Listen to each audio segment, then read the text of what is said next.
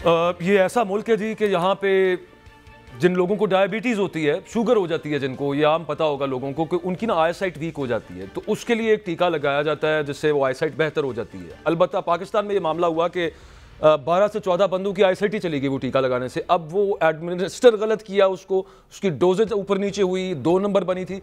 ये तो खैर आगे होगा, इन्वेस्टिगेशंस हो रही हैं, उसमें पता चलेगा। हमारे साथ सदर मौजूद हैं फार्मास्यूटिकल लीगल फोरम के, नूर महर साहब। बहुत शुक्रिया सर, आप हमारे साथ लॉ स्टूडियोज़ में हैं। ये किसी का तो कसूर है सर, या तो ऑप्थोमोलॉजिस्ट जो है उसको एडमिनिस्टर नहीं करना आता, या वो जाली बन रहा था, या बाहर से जो इम्पोर्ट हुई है, यहाँ पे लोग अंधे कर दिए हमने पकड़ के। देखें जी, अनरजिस्टर्ड जो है ना, तो अगर कोई डॉक्टर प्रिस्क्राइब करवा रहा है वो गलत कर रहा है, जुर्म मुजरिम हो रहा है। और अगर कोई असल कंपनी, क्योंकि रॉश है, वेस्टर्न उसका है, तो वो उसकी जो 16 ml है वो तकरीबन 1,13,000 का है। लेकिन बात ये है कि यहाँ पे अंधेर नगरी चौपड़ राज वाला मामला है कि एक डॉक्टर को ये पता नहीं है। अब हमारे हेल्थ मिनिस्टर साहब भी ये कह रहे हैं कि जी हम शौकत खानम से ले लेंगे। भाई शौकत खानम मैन्युफैक्चरिंग तो नहीं करती ना, एब्सोल्युटली, और वो कैसे देगी? अच्छा, मैं वैसे ना उसके अंदर नूर साहब एक बात मेरे जहन के अंदर जो सबसे पहले आई थी ना, जब ये कल प्रेस कॉन्फ्रेंस भी की जावेद अकरम साहब ने, वो ये आई कि ये पीपल्स पार्टी के सीनियर लीडर है ना चौधरी मंजूर साहब, उनके भाई भी इसमें और उनके एक दोस्त इससे अफेक्ट हुए हैं, तो उस वजह से ना फौरन एक्शन हो गया। अच्छा, ना होते खुद, अल्लाह ना करे किसी को भी मुब्तला ऐसी चीज़ में, लेकिन मेरे जहन के अंदर ये चीज़, क्योंकि निज़ाम ऐसा है कि पता नहीं, इन्होंने तो लगे रहना था, इन्होंने 114 छोड़ के 114 अंधे हो जाने थे, उसके बाद इनका मामला ध्यान उस पर जाना था। असल में हमारी ड्रग अथॉरिटी जो है ना, उसको मुनज़्ज़म तरीके से काम करना चाहिए।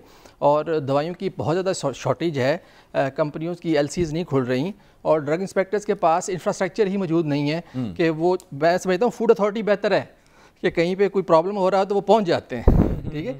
लेकिन हमारे ड्रग एडमिनिस्ट्रेशन के पास ना ट्रांसपोर्ट का है, ना ट्रांसपोर्ट अलाउंस है, तो उन्हें फील्ड में काम कैसे करना है? हाँ, सही, बिल्कुल। तो अब ये जो लोग जाली बना रहे थे, इस पे सख्त से सख्त एक्शन होना चाहिए। जाली बना रहे थे वैसे ये कंफर्म्ड है, या फिर ये उसको रीपैक कर रहे थे? उसकी देखें, रीपैकिंग करने के लिए एक क्लास सेंसिटिव स्टीराइल एरिया चाहिए होता है। एब्सोल्युटली, हाँ। और वहाँ पे जरासीम कंट्रोल होना बहुत ज़रूरी होते हैं। तो इस तरह ये हो ही नहीं सकता।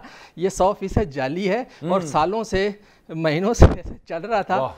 और मैं समझता हूँ कि अगर म्यू अस्पताल में डॉक्टर एक बैच उनका खराब हो गया, और अल्लाह ताला सब पे अपना रहम करे, लेकिन वो एक बैच खराब हुआ, 14 लोगों की आंखें देखें, माजी में भी अनरजिस्टर्ड जो स्टंट्स थे, 2017 में साकिब शफी साहब म्यू अस्पताल में उन्होंने अनरजिस्टर्ड स्टंट्स लगाए, एक्सपायरी निकल आए, ठीक है।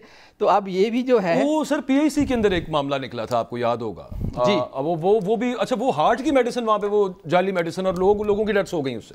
जी, वो 2011 में ऐसा वाकया हुआ था। तो उसमें 192 लोगों की हलाकत हुई थी, जिसमें अब तो PIC बेहतर हो गया है, लेकिन माजी में जो है बहुत वहाँ पे ऐसे मामलात जो हैं वो थे।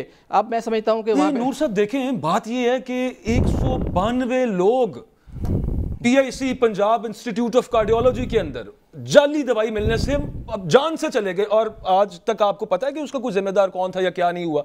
उसको हमने कारपेट के नीचे स्वीप किया और चलो जी अल्लाह खैर चला, किया होगा गिरफ्तार 1-2 लोगों को, पूछा होगा किसी से, लेकिन कोई उसमें जो अहम जिम्मेदार है किसी को नहीं पता, कुछ नहीं हुआ, कख नहीं हुआ। तो आगे भी यूं ही होना, कमेटी दर कमेटी, और यही हाल म्यू अस्पताल में भी हुआ था और अभी भी ये हो रहा है। मैं समझता हूँ कि इसमें तो मुझे हैरानगी होती है कि हमारे जो डॉक्टर जो हैं, बाज़ डाकू होने का जो है ना किरदार अदा करते हैं, वो कंपनियों से सब कुछ लेते हैं। इस पे इथिक्स भी होने चाहिए। और अनरजिस्टर्ड दवाई जो है, अगर कोई डॉक्टर लिखता है तो उतना ही मुजरिम है जितना मैन्युफैक्चरिंग करने वाला।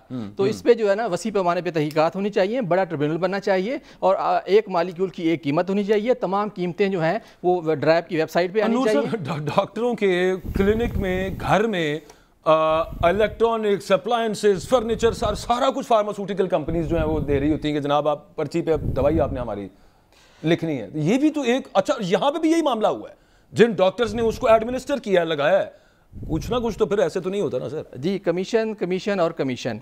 मैं समझता हूँ कि हमारा ये धंधा जो है ना मेडिकल का इतना ख़राब हो चुका है कि हम दुनिया के टॉप तरीन करप्ट मुल्कों में वैसे भी तो हैं, लेकिन इस मामले में हेल्थ को बख्श देना चाहिए। ये इंसानों की ज़िंदगी का मसला होता है, बख्श देना चाहिए। और एब्सोल्युटली इंसुलिन नहीं मिल रही। मेरा सर एक्चुअली प्रोग्राम का वक्त खत्म हो गया है और मुझे वो हसन निसार साहब का फिक्रा याद आ गया कि इस निज़ाम को तेज़ाब से गुस्ल देने की जरूरत है। मामलात यहाँ तक आ गए हैं कि इंसान की जान बचाने के लिए जो मेडिसिन होती हैं वो भी जाली पाकिस्तान के अंदर बिकती हैं, लगा दी जाती हैं, दे दी जाती हैं, जानों से चले जाते हैं, पता ही किसी को नहीं, किसी को एहसास ही नहीं है। एनीवेज अगले हफ्ते मुलाकात होती है इंशाल्लाह आपसे। ये एक तो ये कि क्या ऐसी जरूरत पड़ गई, इस पर काफी बात हो चुकी है, लेकिन शहबाज शरीफ साहब जो वहां पे गए, ये तो नहीं है कि बस ऐसे एक रूटीन मैटर था और कुछ इंपॉर्टेंट बात याद आ गई तो उनको बुला लिया गया, कोई मैसेज वगैरह वो लेके गए। और दूसरा मेरा वही पहला सवाल कि अगर नवाज शरीफ की स्टेटमेंट पॉलिसी नहीं है पीएमएलएन की, तो फिर what other thing is that which constitutes as a policy? बहुत शुक्रिया बाजवा साहब। देखिए, मियां नवाज शरीफ ने जो ये बात की है अपने पार्टी के लोगों के साथ गुफ्तगू में, वो ये कोई पहली दफा नहीं की। 3.5-4 साल तो मुझे तकरीबन यहाँ इनसे डायरेक्ट मुलाकात होती रहती है, मुख्तलिफ मौजू पे भी बात होती रहती है, तो ये उनका एक मुस्तकिल बयानिया यही है। वो 3.5 साल से मेरा ख्याल है इसी तरह ही मुर्दे इल्जाम ठहरा रहे, जनरल बाजवा को भी, फैज को भी, इवन आपने जो गुजरांवाला वाली तकरीर थी उसमें भी थी। तो ये उनकी कंसिस्टेंट व्यू उनका यही है। और जो उस दिन जो अपने पार्टी वर्कर से उन्होंने बात की, तो इसी तरह वो पहले भी बात करते रहते हैं। तो मुझे कोई हैरत नहीं है इस बात पे कि वो ये बात दोबारा भी दोहराएंगे, और ये कब दोहराएंगे ये उन पे है। लेकिन शायद ये जो राना सनाउल्लाह साहब ने, अजहर भाई, जो राना सनाउल्लाह साहब ने आउट से गुस्ताखी की है, ये क्या है कि ये बयानिया ही नहीं है, ये तो पॉलिसी स्टेटमेंट ही नहीं है, इस पे क्या कहेंगे आप?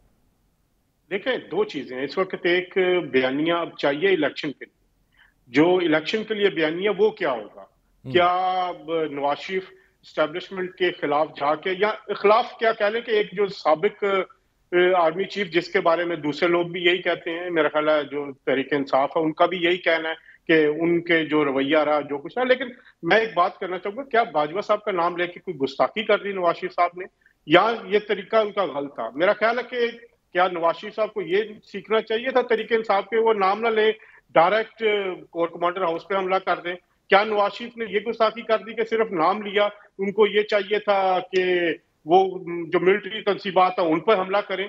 तो 9 मई के वाकयात को देखते हुए तो नवाज शरीफ ने तो सिर्फ एक आम सी बात की है, जो मेरा ख्याल है कि उसे सीरियस उनकी पार्टी में से अगर किसी ने लिया है, क्या उसको एक गुस्ताखी करार दे दिया, तो मेरा ख्याल है ये हकीकत के खिलाफ होगा।